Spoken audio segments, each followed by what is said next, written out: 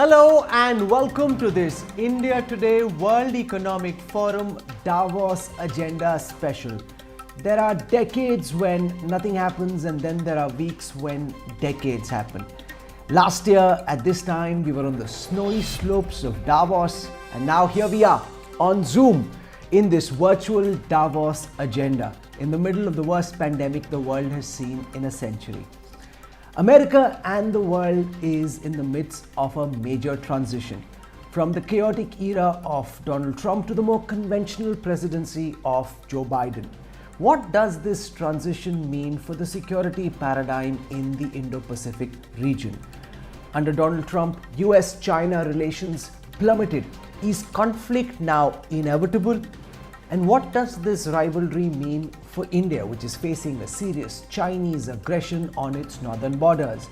For a broad sweep discussion on this topic, which lies at the center of many of the fissures of modern day geopolitics, we have lined up for this special discussion a first-rate panel of top international experts. It is my privilege to welcome one of the world's most renowned political theorists, the master of realism, Professor John Mearsheimer, Professor of Political Science at the University of Chicago, a cult figure in the world of international relations. We have with us Ambassador Navtej Sarna, a well-regarded author and diplomat. He's been India's ambassador to the United States from 2016 to 18, when he guided India's engagement with the US during the first 2 years of the Trump administration. Dr. Parag Khanna joins us from Singapore. He's a top-notch global expert on geopolitics and author of multiple best-selling books like The Future is Asian. I have with me Professor Yun Sun, Director of the China Program at the Stimson Center. She's a leading global expert in Chinese foreign policy, US-China relations, and China's relations with its neighbors like India. Last but not least, Dhruv Jaishankar is the Executive Director of the US Initiative at the Observer Research Foundation.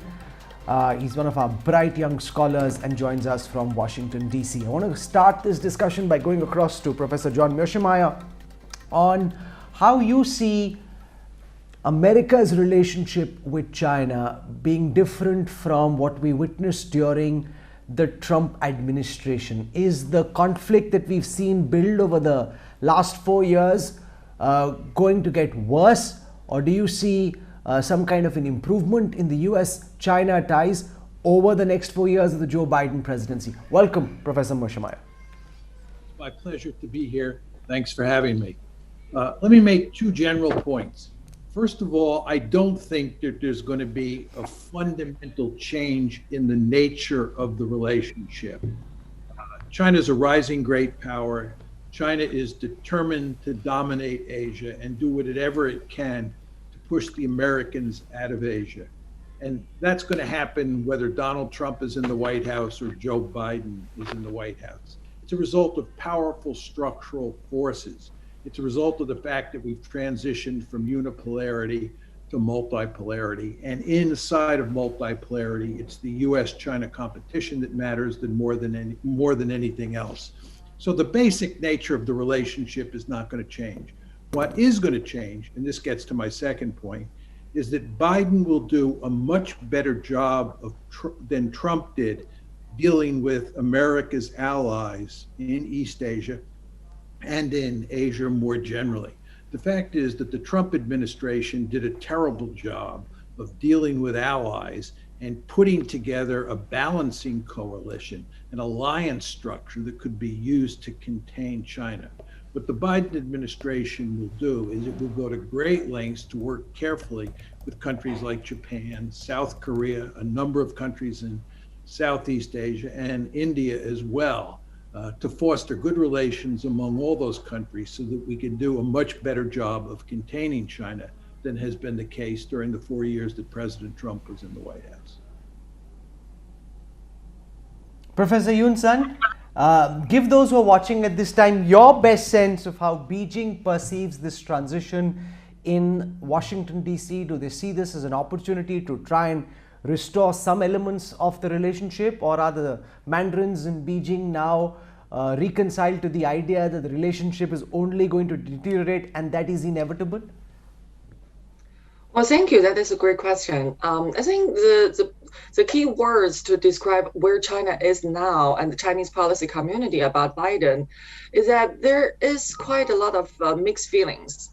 So simply put, I think the Chinese policy community is much more assured with what they call the normalcy and decency of a Biden administration on a general level, but they're still worried that the progress or improvement of relations on specific issues may not happen quickly or happen at all. So the Chinese expect much less heartburn associated with Trump's dramatic and disruptive policies. So for some Chinese, as long as Biden is a normal president and is a decent president and follows the normal rules of engagement, they feel that China can deal with him. And this happens in the context of the COVID-19, where China believes that it has come out as a winner in terms of the relative gains and losses associated with COVID. So in this sense, there is quite a prevalence of some optimism on the general level among the Chinese foreign policy wonks. A sense that no matter what happens, US-China relations under Biden is not going to be worse than under Trump. But this optimism, I would like to point out, is much less evident or prominent on the technical level, on specific technical issues. So the Chinese do recognize that the election of Biden only changes US president, but does not remove any of the friction points between US and China. So when they look at how US and China could repair their relationship and look at the issues such as Taiwan, Xinjiang, Hong Kong, none of those issues has really disappeared. So on that, I would say that the Chinese optimism is much less evident on the specific and tactical issues. Thank you. Dr. Parag Khanna, do you share this assessment that the last 1 year has given Xi Jinping and others in Beijing a greater sense of their moment having come, that this is China's big moment, let's seize it? Because even at this moment, the pandemic numbers continue to rage in the US while China has its corona numbers under control. That if there is to be a big Chinese coming out at the global level, this is our opportunity, and it doesn't matter whether you've got Trump or Joe Biden in the White House. Parag Khanna. I think the evidence cuts in both directions. On the one hand, the fact that China has withstood the pandemic and been the only growing economy and has been able to continue to assert itself in ways that it did before the pandemic may point to some notion of a higher degree of ambition than even what they had before. On the other hand, there's evidence pointing in the opposite direction, which is that, of course, prior to the pandemic, was when the international community, when other regional powers and great powers really woke up to China's expansionism through the Belt and Road and debt trap diplomacy and other means, its technological expansion and so forth, and began to push back quite heavily against China. And we've seen this again going back several years. So I would say that Belt and Road and Huawei and other forces, of course, the launch of the trade war and investment restrictions on China, all of these countermeasures to the perception that China already was pushing too hard, going too big, baring its teeth, if you will, were quite evident before the pandemic, and the pushback had begun. The countermeasures had begun. Investment restrictions, new coalitions such as the Quad and so forth. Now, in the transition from Trump to Biden, let's remember that all of those countermeasures remain in place. You have, again, strong investment restrictions, you have the Quad, you have the D10, a whole range, the Resilient Supply Chain Initiative, a whole range of efforts to minimize as much as possible dependency on China.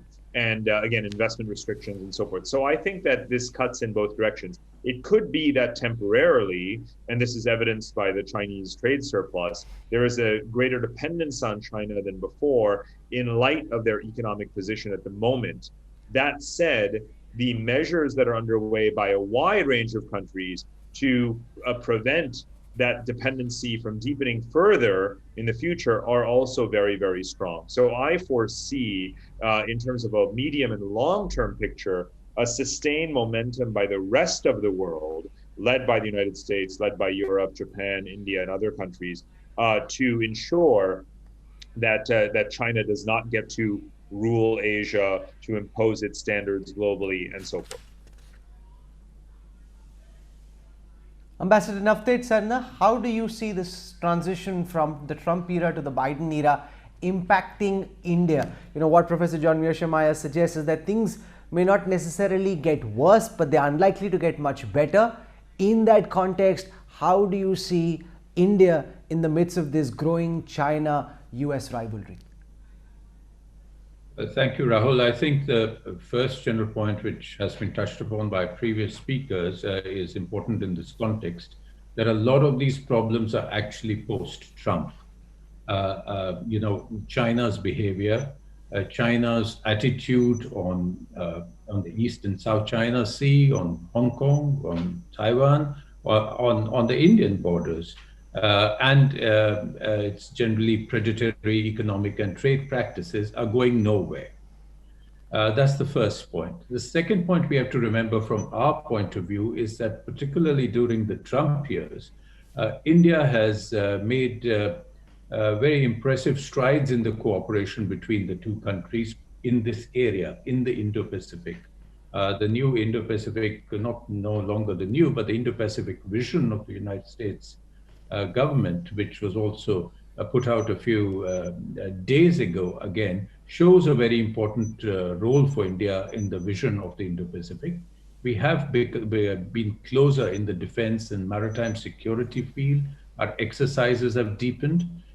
We've been moved out, if I may say so, from our traditional comfort zone as regards the Quad is concerned. So we would like actually to keep these gains ongoing in the Biden administration, and I frankly see no reason why they should not continue. The only thing that we should be watching out for, and I'm sure we are, is that in the change in administration, is it going to be merely a reset of tone and approach, or is there going to be a fundamental change in some relationship aspects with China? And I have in mind here possible deals that the US administration may seek on health, on climate change. And if so, China's already sort of made purring noises, seeking a better cooperation with the new administration. Now, it really depends how much this reset is, where this needle will stop.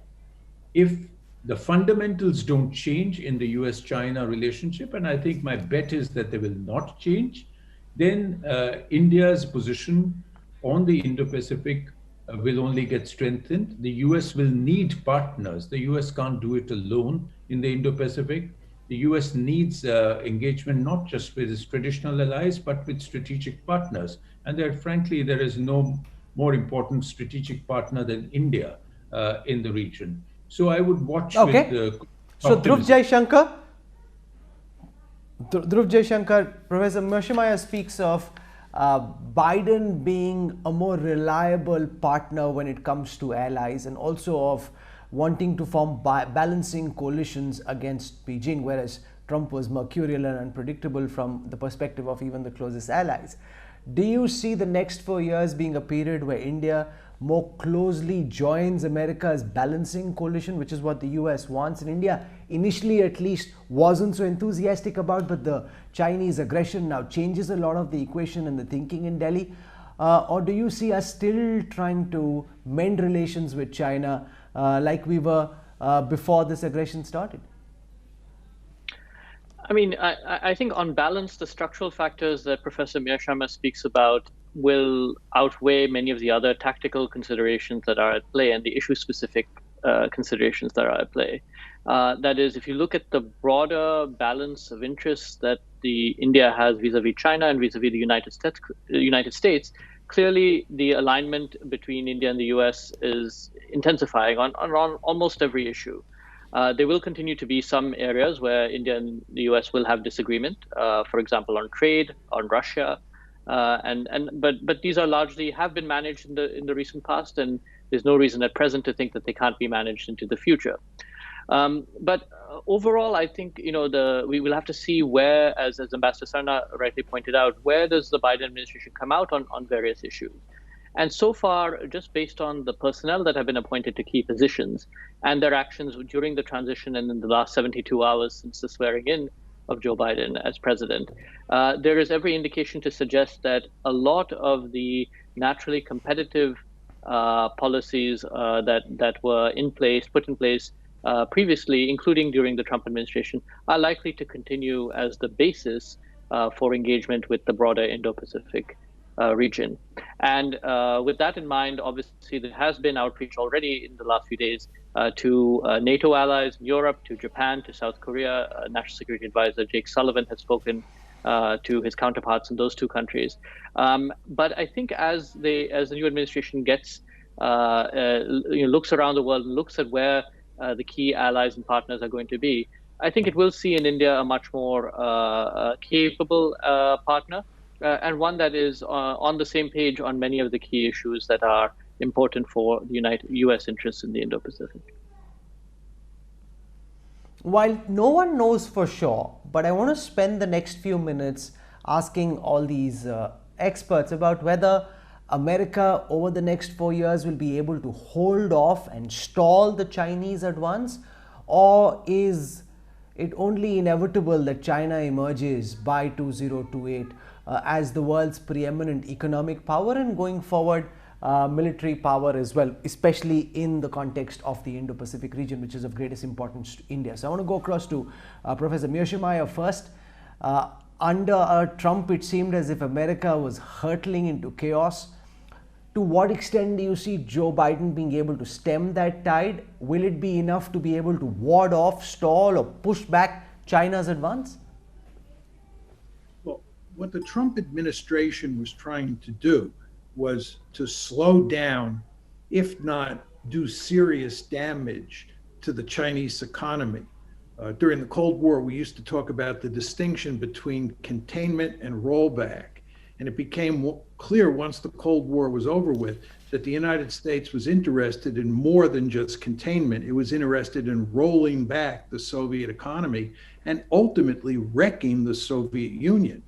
What the Trump administration was doing was not simply trying to contain China, it was trying to wreck the Chinese economy, especially corporations like Huawei.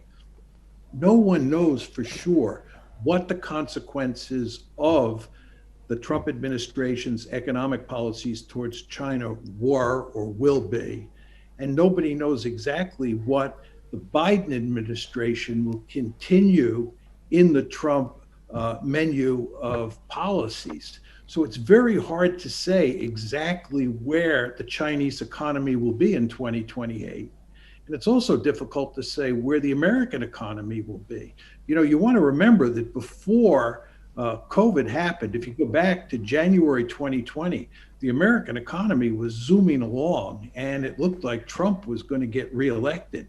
The fundamentals in the case of the American economy are very strong. So I believe that over time, the American economy will continue to grow. The question is, will the United States be able to do anything to slow down Chinese economic growth? My guess is that the answer is no, that the Trump policies really have not had a major effect on Chinese economic growth. And in 2028, we're going to be facing a country, and this includes India as well as the United States, that is more powerful relative to us than it is today. This is the fundamental problem that we face. China has a lot of people. If it has a big per capita GNP, it is a Goliath. And it's a Goliath with a big appetite. Has a big appetite regarding the line of actual control. It has a big appetite in East Asia. And the question is, can we cobble together a balancing coalition to contain China? But what we're also seeing at this time, Parag Khanna, is that the world is getting split into two tech ecosystems, especially with the advent of 5G technologies, China and Huawei, ZTE on the one side, the Western world on the other. That is at the center of the emerging 5G economy. Given that, America has taken the kind of positions that it has, and countries like India and several others in Europe are taking clear positions against China and in favor of the Western 5G technology, even if it's more expensive and time consuming to roll out. Will that not push back China's economic advance, or do you share Professor Miyashama's contention that even if you try and split the world up into these two tech ecosystems, it doesn't fundamentally alter the inevitable rate of growth of China's economy? I would err on the side of pointing to the fact that China has multiple engines of growth in its economy, and technology exports, as significant as they have been, is not a huge determinant. China's trade dependency has fallen very, very sharply in the last several decades. There's been a significant misperception on the part of Western analysts of the Chinese economy who have felt that it's too investment driven and not sufficiently consumption driven. The last few years of data make absolutely clear that it is a more balanced economy. Secondly, I'm sure you followed the terminology of what's known as dual circulation.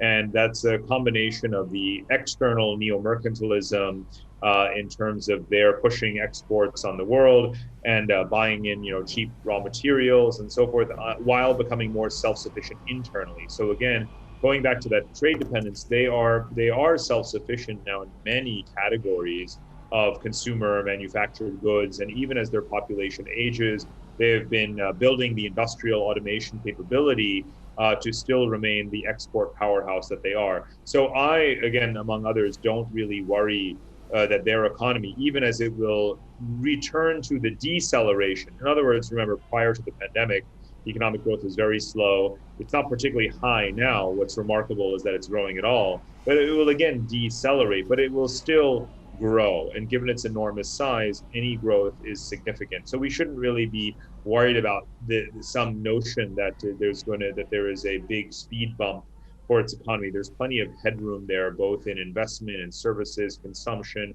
trade, investment, and so on. So I think that their economy is going to be okay. On the technology side, just very quickly, the picture is much more diffuse than merely two camps. Certainly in terms of the so-called Western camp, it cannot be reduced to merely the American. You have the European 5G technology, the Japanese 5G technology. When it comes to even artificial intelligence, you have India, Japan, and other players, Internet of Things, and so forth. There's many players in the marketplace. And China was ascendant in many ways, but even Huawei had never had more than a 35% market share. So we have to view this in a framework of action and reaction. And the reaction has been very strong in terms of building up the industrial capacity, the technological capability, even in areas like as simple as rare earth minerals, where there is a global supply base, a resource base, but only China took the sort of the initiative to monetize it. Others will do the same. So I think we will have a much more distributed landscape of technology providers and a very competitive landscape. Professor Yoon Sun, how soon, in your estimate, does China think it will be able to overtake the United States? The pandemic did give the Chinese economy a bump, even as it brought the American economy and the rest of the world's economy down. And what, in your conception, is China's idea of world economic domination? How do they see becoming the top economy of the world alter Beijing's relationship with world capitals? Well, thank you for the question. I think, so if the first question is when is China thinks itself will overtake the United States, it depends on which area that we're speaking of, and it depends on who you ask. So for example, if we talk about economic indicators, there are actually a lot of Chinese officials and experts who believe that China has already surpassed the United States to become the largest economy in the world. Well, it depends on which indicator or which calculation method that you use. But there is a very strong confidence, for example, among the wolf warrior diplomats in China, that given the size of the Chinese population, the size of the Chinese market, and also the accumulated technological advantages that China has been able to gather in the past 4 decades, that China is already the powerhouse and has already overtaken the United States. But if the question is that has China overtaken the United States militarily or as a hegemon in the world, which I really admire Professor Mearsheimer's writing on this topic, I think the answer in China is pretty realistic, which is, well, China is not there yet. China has not solved this national unification problem with Taiwan, and China's primary security concern remains to be in its periphery. So for China to develop that global military presence and global military ambition, I think the Chinese will recognize that they're still far off on that. In terms of the world economic domination, well, the Chinese would use the Belt and Road as an example to show the kind of world economic order or the kind of desired role that China plays in the world. And in many ways, I think the Chinese philosophy or Xi Jinping's political philosophy sees China as this benevolent hegemon that will somehow overtake the United States as a supplier, as a provider of global public good. Well, there are a lot of countries who disagree with the way that the Chinese are going about it, and also about the end game that China is trying to project. Because based on what we have seen, when China encounters disagreements from other countries, the benevolence is gone. And what is showing instead is coercion, either diplomatic or economic sanctions, or sometimes political coercions. And there's a very big question for a lot of countries, especially countries in China's neighborhood, as for when is China going to use military aggression to show their dissatisfaction. And I think in the case of India, we saw some of that last year. So as for just one last point very quickly about the question that we were debating, is China going to be contained? I particularly agree with Professor Khanna that the answer is not going to be yes or no. The answer is going to be very gray. That, for example, BRI has been seen by many, even in China, as China's own imperial overstretch. That given how much money is being lost along the way, given the white elephant projects that are prevalent under BRI, a lot of people feel that, well, China is actually wasting its money in this meaningless overstretch geopolitically without geo-economic guarantee that influence will be achieved. So taking into consideration the domestic economic slowdown and the technological restrictions that China still faces from the United States, Huawei is in tremendous trouble these days. So I would say that the Chinese economic is going to be affected by all these factors, despite the fact that the Chinese believe that China has prevailed after 2020 out of the quagmire of COVID. Thank you. Navteej Sarna, India finds itself in the unenviable position of having to compete with China, which has prepared itself for this moment for 4 decades. While we've been growing, but not relative to the speed at which mainland China has been growing.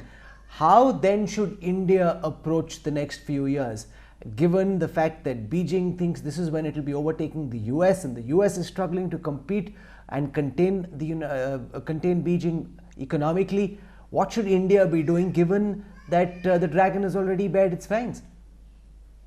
Well, I think China has been preparing for this moment, but I think India has been always aware of this moment in more ways than one, and that is why that has governed a lot of our foreign policy choices and a lot of our sort of careful treading on several issues. We know we have a dangerous neighbor, and that has really determined a lot of our decisions on security and other matters.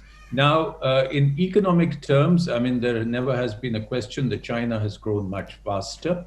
And I think we'd be living in a fool's paradise to think that we can simply catch up with China at the moment. In fact, at the moment, the way the world looks is that no country possibly, not even the United States, can handle China economically and militarily on its own.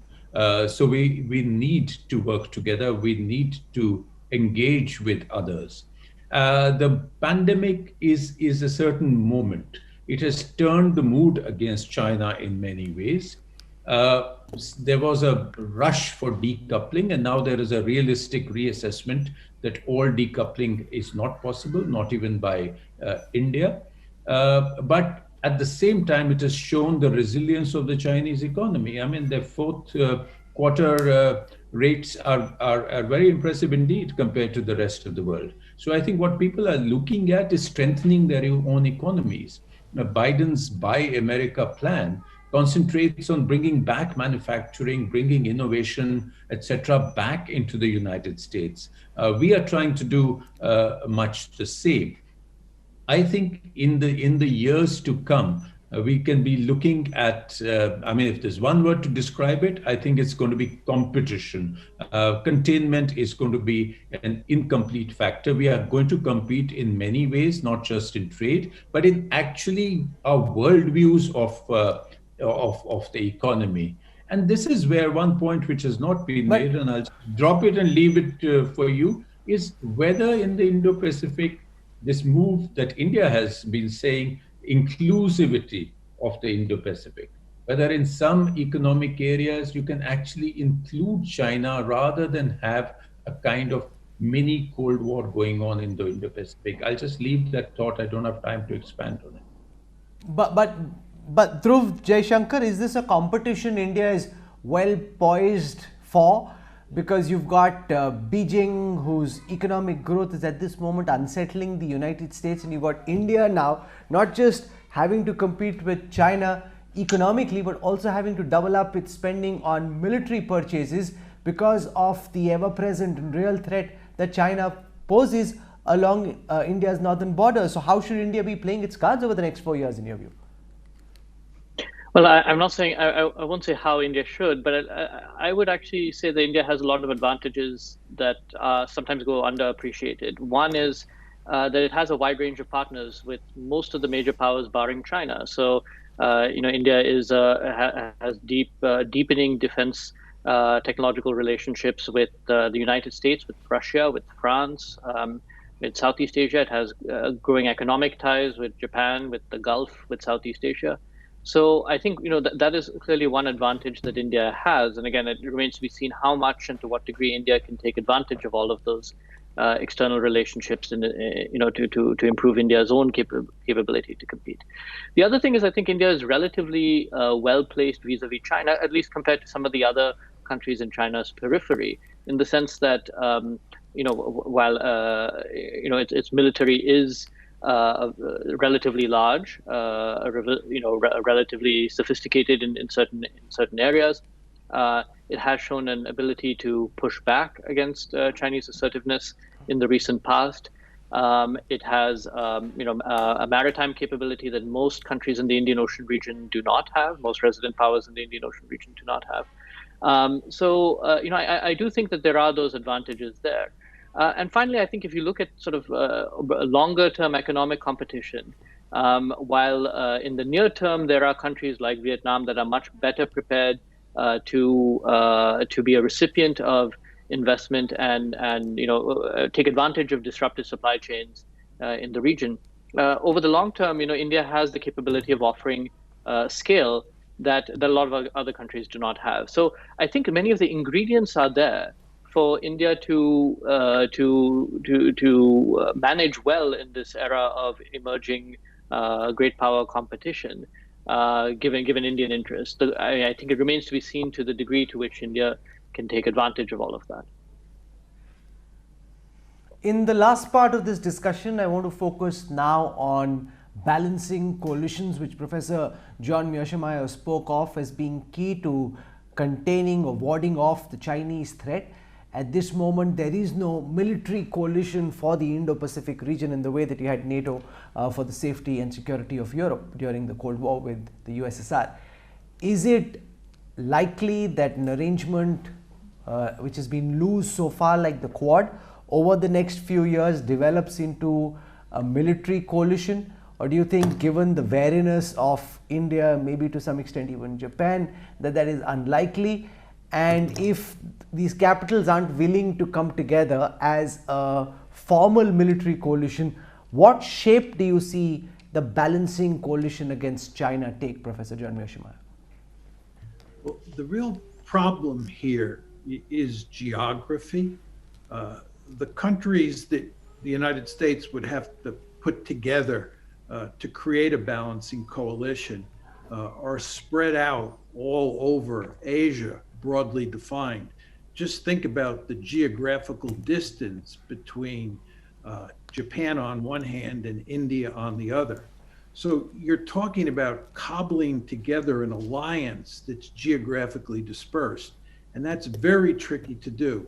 During the Cold War, where the central point of focus was in the heart of Europe, you had, British, German, Dutch, Belgium, and French and American forces all very closely located on the Central Front. And it was easy to put together a meaningful balancing coalition in Europe and even in East Asia with Japan and South Korea. But the task here is much more difficult, and much depends on the United States. American leadership is essential because the United States has such a huge economy and so much military capability. And again, the problem with President Trump was that he did a terrible job dealing with allies and putting together a balancing coalition. The fact is that if you look at individual countries like India, for example, they alone are going to be in real trouble if they try to contain the Chinese all by themselves. China has a much bigger economy than India does right now. It spends a lot more money on defense. And it's likely that the gap in the size of those two economies and the gap between their military capabilities is only going to grow over time. And India has all sorts of strategic problems. It not only has to worry about the line of actual control, it has to build military forces to deal with Pakistan, and then it has to build a powerful navy or maintain a powerful navy because of what's going to happen in the Indian Ocean. You want to remember that the Chinese are building a blue water navy. They plan to project power into the Indian Ocean, and the Indians are going to have to respond to that at the same time they're responding to the Pakistanis and they're responding to the Chinese on the line of actual control.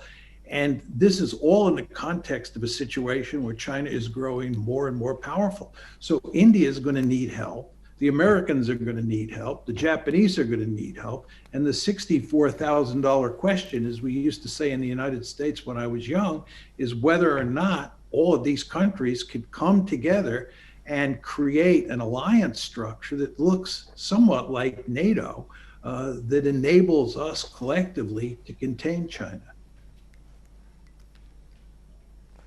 But there is a difference between NATO and what Quad could become if it becomes a military alliance, in the sense that, Navteet Sarna, it's largely only India that faces China on the land border. So the other countries have a maritime dispute with China, or they have maritime security concerns. India actually is facing with military land-based aggression by China. Do you see this balancing coalition take a more formal military alliance-like structure over the next few years? Is that inevitable or unlikely in your view? Well, one can't really predict, but I would not put my money on it. We are traditionally not comfortable at all with the idea of military alliances. The other reason is that the problems that are faced in the Indo-Pacific are of different kinds. They are fundamental in terms of maritime security, freedom of navigation, but there are threats to sovereignty. There are threats to economic sovereignty through the BRI. So there are threats to democracy. So I think, given that the different kinds of problems, the answer probably lies in what has been called somewhere bespoke coalitions. So these are sort of loose coalitions coming together for a particular set of objectives and purposes. And I think that is the actually an inherent strength, say, not an institution, but a sort of gathering like the Quad. The second thing we have to remember is that the Indo-Pacific, the ASEAN, already has a multiplicity of regional structures. The fact is that they are a little tied down, they are a little nervous. So the possibilities of piggybacking on those structures by other economies, by other militaries and navies from the other parts of the world, like the US and India and others, in a more engaged fashion could be the answer. So I don't see the Quad itself as the answer to everything. There are a number of other or possible regional structures that can play a role. And I think the future probably lies in countries coming together more loosely for a given set of objectives rather than getting stuck in a formal so-called alliance. There is today a lot you can do without being an alliance member. Professor Yun San, I want to put you in a bit of a spot. Do you see over the next few years, and what time frame would you associate with what Beijing calls its grand reunification dream of ensuring that Taiwan at some point in time becomes a part of mainland China? There are two ways that I see it. One, building military capability enough that the United States, because of how far Taiwan is from the US, simply feels it's impossible to try and come to Taiwan's rescue because of the kind of military capabilities that China has been able to build. The other is that if the Chinese Navy was to go in, the United States responds as it has promised Taiwan that it will. So do you see a Chinese invasion of Taiwan happening? What time frame would you associate with this, and how important is it for the mandarins of Beijing to have Taiwan a part of modern day China, and to what extent will they go to make this happen? Well, thank you. That is a great question. Well, China's preparation for Taiwan, there are two plans. There's a preferred plan, and then there's also the backup plan. The preferred plan is peaceful unification, is to use China's economic growth and China's increased comprehensive national power to show the world and to show Taiwan that unification is inevitable. And the calculation in this scenario about the United States is that there will be a day that the power difference between China and the United States is going to become so small that the US will realize that the cost that it will have to pay to defend a remote island so far away from its homeland is not going to be so significant that it overweighs, that it is beneficial for the United States to defend Taiwan. So that peaceful unification plan, I think as of today, is still Xi Jinping's preferred action agenda. But we always look at China's military intention and what is China's military preparedness to take Taiwan through the use of force. And I call that China's backup plan.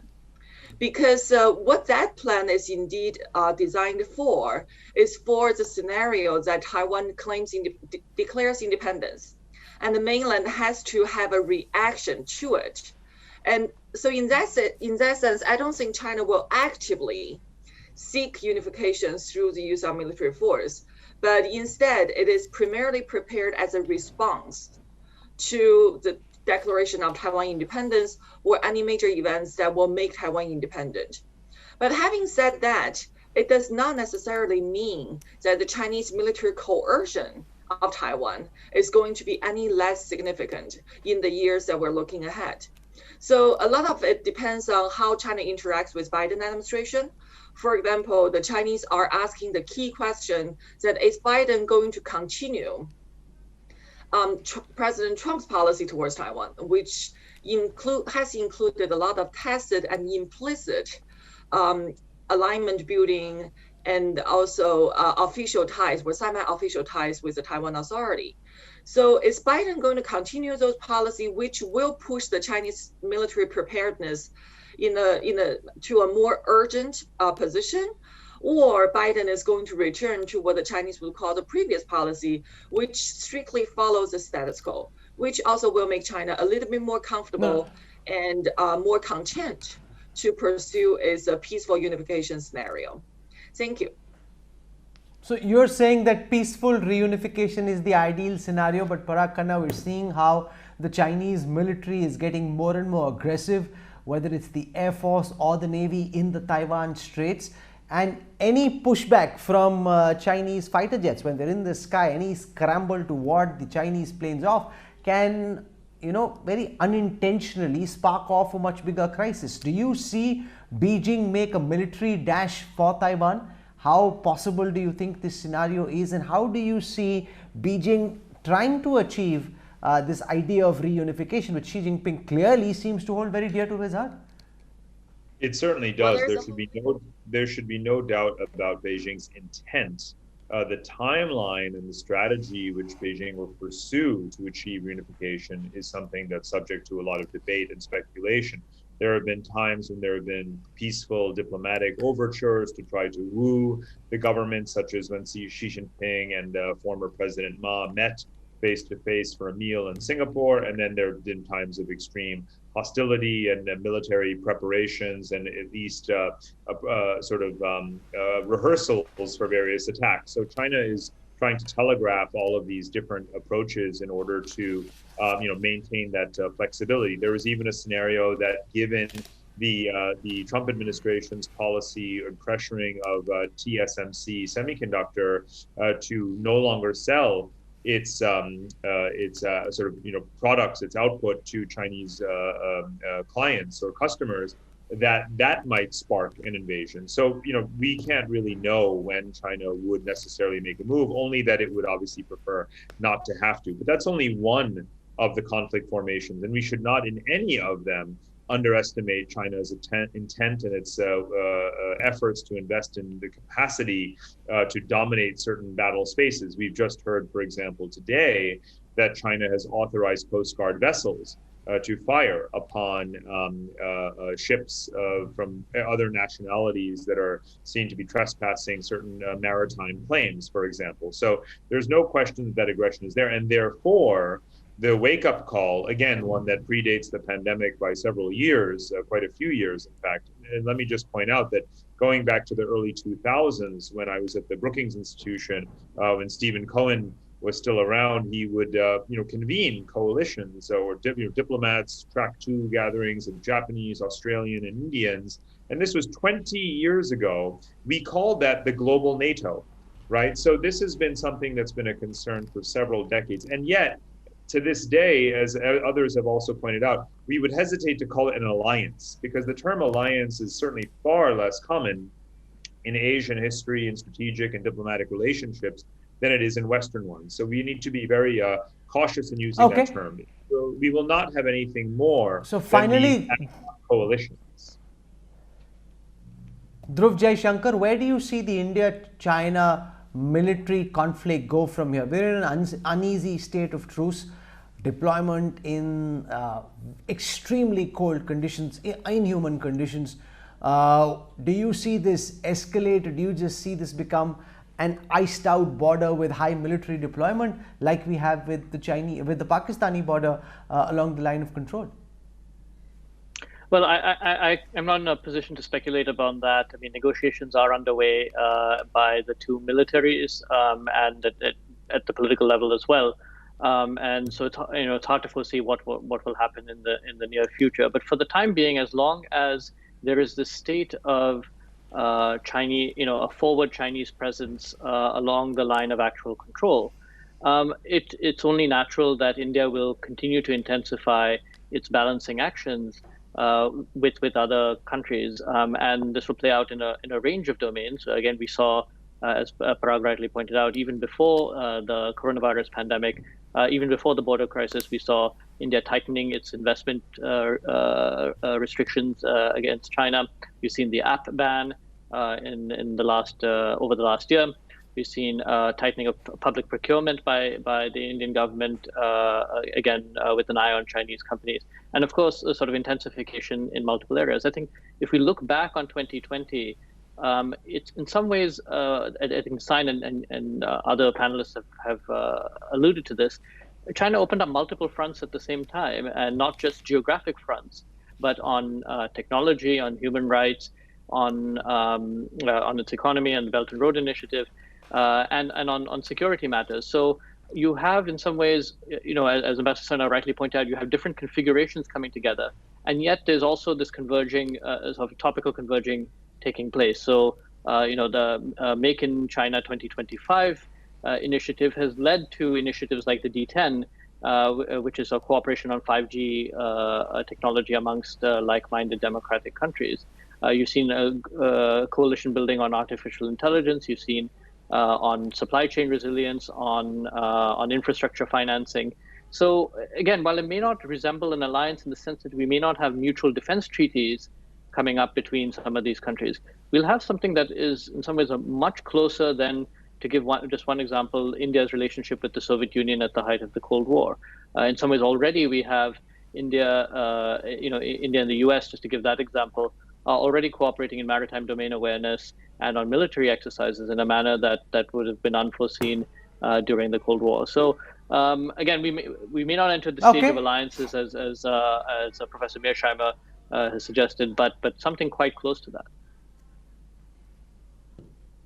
So we've had a very high quality conversation on the evolving security paradigm in the Indo-Pacific region, and this will play a major role in shaping global politics. And I want to thank dearly Professor John Mearsheimer, Dr. Parag Khanna, Professor Yun Sun, Navteej Sarna and Dhruva Jaishankar for taking out time for joining us at the India Today World Economic Forum Davos Agenda. Thank you so much for joining us for this Global Roundtable. Really appreciate your time. Thank you.